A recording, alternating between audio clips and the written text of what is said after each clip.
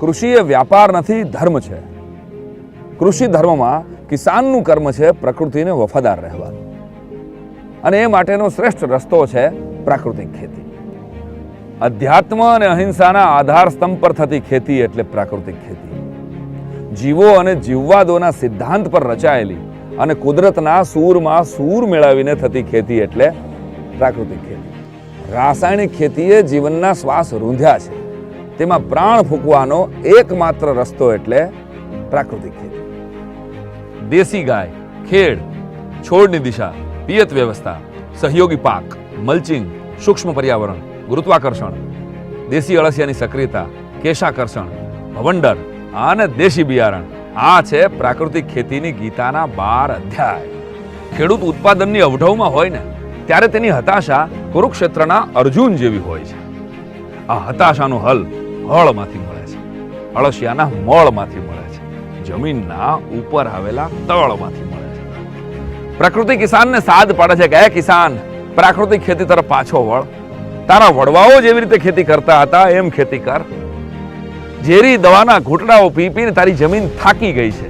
તું કેમ ભૂલી જાય છે કે આ જમીનની અંદર કરોડો સૂક્ષ્મ જીવો વસે છે?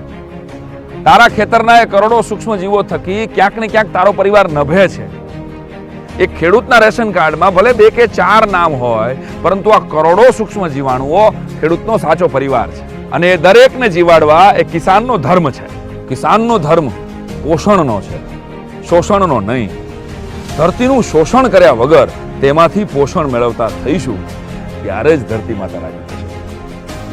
બાકી જો આમને આમ ચાલ્યું તો હજારો ભૂકંપ, સુનામીઓ, દુષ્કાળ, અતિવૃષ્ટિ કે લાભારસ માટે આપણે સૌએ તૈયાર રહેવાનું છે.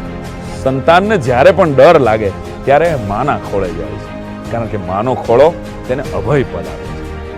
અને આપણે તો કેવા નસીબદાર, જન્મદાતા ઉપરાંત આપણને બીજી 2 માતા ઈશ્વરે ભેટ આપી, એક ધરતી માતા અને બીજી ગાય માતા.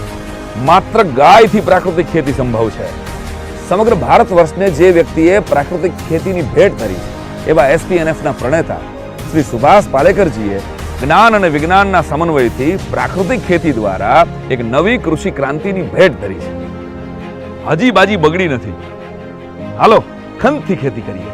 દેશી ગાય આપણી પાસે છે, આપણને મલ્ચિંગ આવડે છે, મલ્ટીક્રોપની કોઠા સૂઝ આપણી પાસે છે, અને ધરતીના હૃદય સમૂહ અદ્ભુત જીવ અળસિયું આપણી પાસે છે.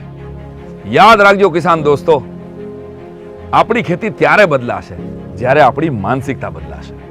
પ્રાકૃતિક ખેતી રાહ જોઈ રહી છે આપણા પગલાની. વંદે ગૌ માતરમ, વંદે માતરમ.